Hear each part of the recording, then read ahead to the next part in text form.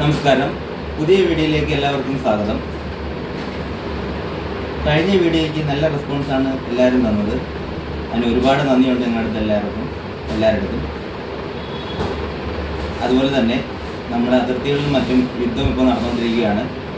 നമ്മുടെ സൈനികർ അത്രയും പാടുപെട്ടാണ് അവിടെ ഇരിക്കുന്നത്, നമുക്ക് എല്ലാവർക്കും അറിയാം.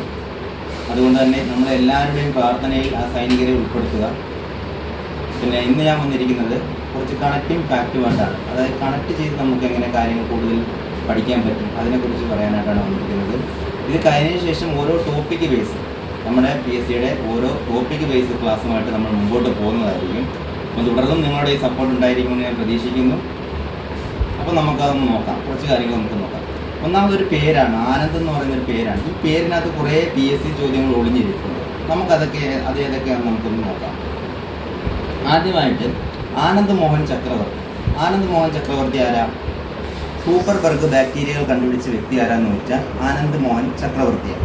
പിന്നെ ഒരു വിശ്വനാഥ് ആനന്ദ് ഉണ്ട്, നമ്മളെ കേരളരത്ന പുരസ്കാര ജേതാവ്. ആദ്യ കേരളരത്ന പുരസ്കാര ജേതാവാണ് വിശ്വനാഥ് ആനന്ദ്.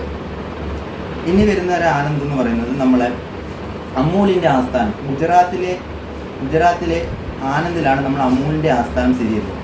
ഇനി വരുന്ന ഒരു ആനന്ദ് ഏതാണെന്ന് വെച്ചാൽ നെഹ്റുവിൻ്റെ നെഹ്റുവിൻ്റെ ജന്മ വീടിൻ്റെ പേരാണ് ആനന്ദ് ഭവനം എന്നറിയപ്പെടുന്നത്. ഇനി നമുക്കൊരു ആനന്ദ് മോഹൻ ബോസ് ഉണ്ട്. 1876 ഇന്ത്യൻ സൊസൈറ്റി സ്ഥാപിച്ചത് സുരേന്ദ്രനാഥ് ബാനർജിയും ആനന്ദ് മോഹൻ ബോസും കൂടി ചേർന്നാണ്. ഇനി ഞാൻ പോകുന്നത് റഷ്യയിലോട്ടാണ്. റഷ്യ ലോകത്തിലെ ഏറ്റവും വലിയ രാജ്യമാണ് റഷ്യ എന്നറിയപ്പെടുന്നത്. ലോകത്തിലെ ഏറ്റവും കൂടുതൽ വനമുള്ള രാജ്യം ഏതാണെന്ന് വെച്ചാൽ അതും റഷ്യയാണ്. തമിഴ്നാട്ടിലെ കൂടംകുളം ആണവ നിലയത്തിന് സഹായം നൽകിയ രാജ്യമാണ് റഷ്യ. അതുപോലെ തന്നെ ബൊക്കാറോ ഫിലായി 2 ഇരുമ്പുരുക്ക് വ്യവസായശാലകൾക്കും സഹായം നൽകിയ രാജ്യം ഏതാണെന്ന് വെച്ചാൽ റഷ്യയാണ്. പഞ്ചവത്സര പദ്ധതി ആദ്യം നടപ്പിലാക്കിയ രാജ്യം ഏതാണെന്ന് ചോദിച്ചാൽ റഷ്യയാണ്. ഇനി നമ്മൾ പോകുന്നത് 9 എന്ന സംഖ്യയിലേക്കാണ്. 9 എന്ന് പറയുമ്പോൾ കേരളത്തിലെ എത്ര ജില്ലകൾക്ക് കടൽ തീരമുണ്ടെന്ന് വെച്ചാൽ 9 ജില്ലകൾക്കാണ് കടൽ തീരമുള്ളത്. അതുപോലെ തന്നെ ഇന്ത്യയിലെ എത്ര സംസ്ഥാനങ്ങൾക്ക് കടൽ തീരമുണ്ടെന്ന് വെച്ചാൽ അതും 9ആണ്. ഫ്ലൂറിൻ ഉണ്ടല്ലോ, ഫ്ലൂറിൻ എവിടെ നമ്മളെ പേസ്റ്റിലൊക്കെ കാണാം. പേസ്റ്റിൽ ഏറ്റവും കൂടുതൽ അടങ്ങിയിരിക്കുന്ന ഏതാണെന്ന് വെച്ചാൽ ഫ്ലൂറിനാണ്. ഈ ഫ്ലൂറിൻ്റെ അറ്റോമിക് നമ്പർ എത്രയാണെന്ന് ചോദിച്ചാൽ അതും 9ആണ്. അതുപോലെ തന്നെ ഇന്ത്യൻ ഭരണഘടനാ നിർമ്മാണ സഭയുടെ ആദ്യ സമ്മേളനത്തിൽ പങ്കെടുത്ത വനിതകളുടെ എണ്ണം എത്രയാണെന്ന് ചോദിച്ചാലും 9 തന്നെയാണ്. അപ്പോൾ 9 എന്ന സംഖ്യയിൽ നിന്ന് ഇത്രയും കാര്യങ്ങൾ നമുക്ക് മനസ്സിലാക്കാൻ പറ്റും. അതുപോലെ തന്നെ 1888 എന്ന് പറയുമ്പോൾ എന്തൊക്കെ കാര്യങ്ങളുണ്ട്? പ്രധാനമായിട്ടും ശ്രീനാരായണ ഗുരു അരുവിപ്പുറം പ്രതിഷ്ഠ നടത്തിയ വർഷം 1888ആണ്.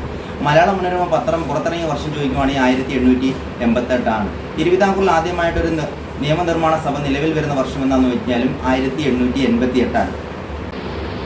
അതുപോലെ തന്നെ കേരളത്തിലെ ആദ്യത്തെ റിസർവ് ഫോറസ്റ്റ് സ്ഥിതി ചെയ്യുന്ന എവിടെയാണെന്ന് വെച്ചാൽ പത്തനംതിട്ട ജില്ലയിലെ കോന്നിയാണ്. അത് നിലവിൽ വരുന്നത് എന്താണെന്ന് വെച്ചാൽ 1888ആണ്. അപ്പോൾ 1888 ഇത്രയും കാര്യങ്ങളുണ്ട്, അത് ഓർത്തിരിക്കുക. 9 ബന്ധപ്പെട്ട് കുറച്ച് കാര്യം പറഞ്ഞ് അത് ഓർത്തിരിക്കുക. റഷ്യയുമായിട്ട് ബന്ധപ്പെട്ട് കുറച്ച് കാര്യങ്ങൾ പറയും, അത് ഓർത്തിരിക്കുക. അപ്പം ഈ കാര്യങ്ങളൊക്കെ ഓർത്തിരിക്കുക. ഞാൻ പറയുന്നത് ടോപ്പിക്ക് ബേസ് ആയിട്ട് വരാം. പിന്നെ ഞാൻ പഠിക്കാനായിട്ടുള്ള കുറച്ച് കാര്യങ്ങൾ പറഞ്ഞുതരാം.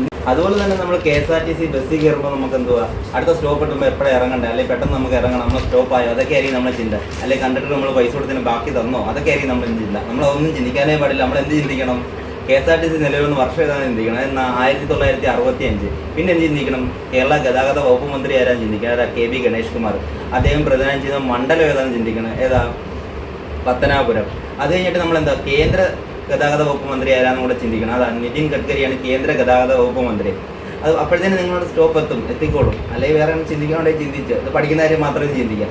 അതുപോലെ തന്നെ നമ്മൾ കറണ്ട് ബില്ല് വീട്ടിൽ വരത്തില്ലേ, കറണ്ട് ബില്ല് വീട്ടിൽ വരുമ്പോഴത്തേക്കും നമ്മൾ ചിന്തിക്കണം KSEB നിലവിൽ വന്നത് 1957 ഇപ്പോഴത്തെ വൈദ്യുതി വകുപ്പ് മന്ത്രി K കൃഷ്ണൻകുട്ടിയാണ്.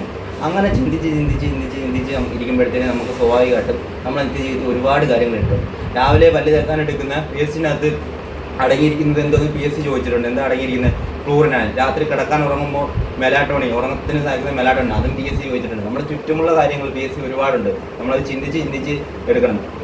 ചിന്തിച്ച് നമ്മൾ എടുത്തുകൊണ്ടേ ഇരിക്കണം. എന്നെങ്കിലും നമ്മൾ എന്ത് ചെയ്യും? നമ്മൾ ആ ലക്ഷ്യസ്ഥാനത്തിലോട്ട് എത്താൻ പറ്റും. അപ്പം ഇനി ഇതുപോലെ ആയിരിക്കില്ല, ടോപ്പിക് ബേസ് ക്ലാസ്സുകളായിരിക്കും വരുന്നത്. അതായത് ഓരോ നമ്മൾ സിലബസ് അനുസരിച്ച് നമ്മൾ കോളേജ് സ്കൂൾ ടെസ്റ്റും ബാക്കിയുള്ള സിലബസ് അനുസരിച്ചായിരിക്കും നമ്മൾ മുമ്പോട്ട് പോകുന്നത്.